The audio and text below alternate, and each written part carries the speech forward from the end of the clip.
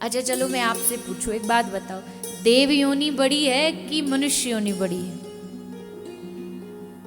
सोच समझ के जवाब देना, क्योंकि ये प्रश्न वैसा ही है कि मुर्गी पहले आई कि अंडा, जो कहोगे उसी में फंसोगे। बताओ, मानव योनि ज्यादा महत्वपूर्ण है या देव योनि? मानव योनि पक्का? तो देवताओं का भजन क्यों करते हो?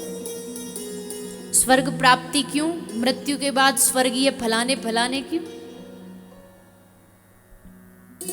अच्छा चलो एक दृष्टांत से समझो।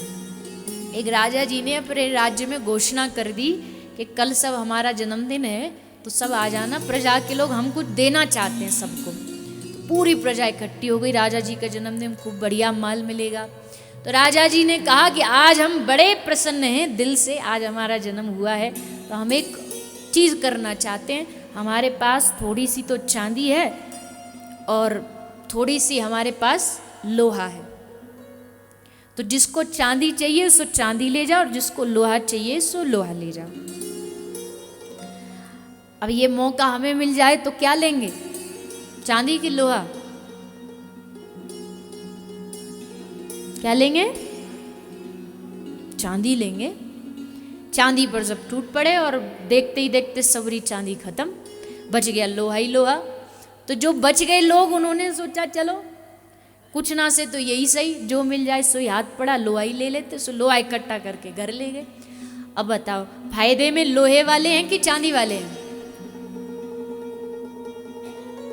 घबराओ नहीं, बोलते जाओ, बस जो पूछो। लोहे वाले ज्यादा, मतलब लोहे की वैल्यू ज्यादा है कि चांदी की? तो फायदे में कौन से रहे, चांदी वाले कि लोहे वाले? कैसे? मैया तो भाव में बह गई ज्यादा। मैया लॉजिकल आंसर दो, देखो जो लॉजिक है वो दो।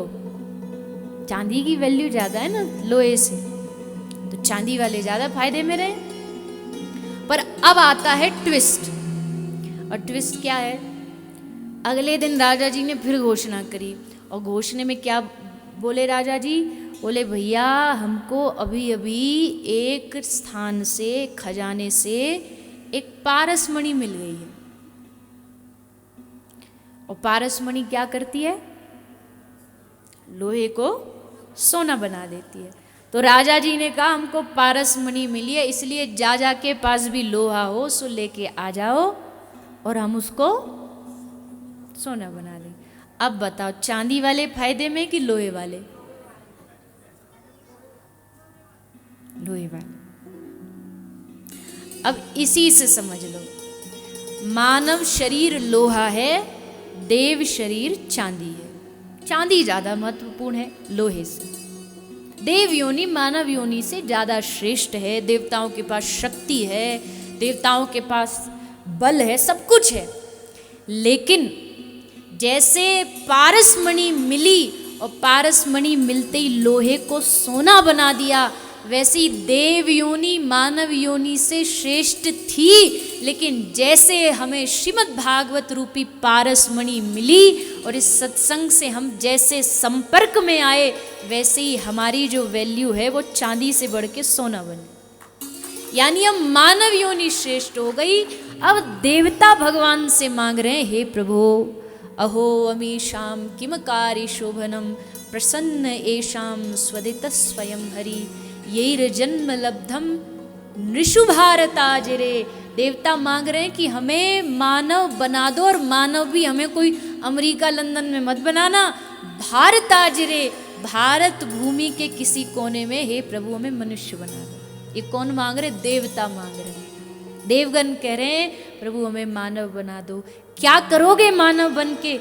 देव योनि में तो सुख है, व्यवस्थाएं सब है, लेकिन भजन नहीं है। भक्ति तो केवल मानव योनि में ही किया जा सकता है। इतना बड़ा मानव शरीर, साधन धाम विबुध दुर्लभ तनु, मोहि कृपा करि दीनो, हरि तुम बहुत अनुग्रह कीनो।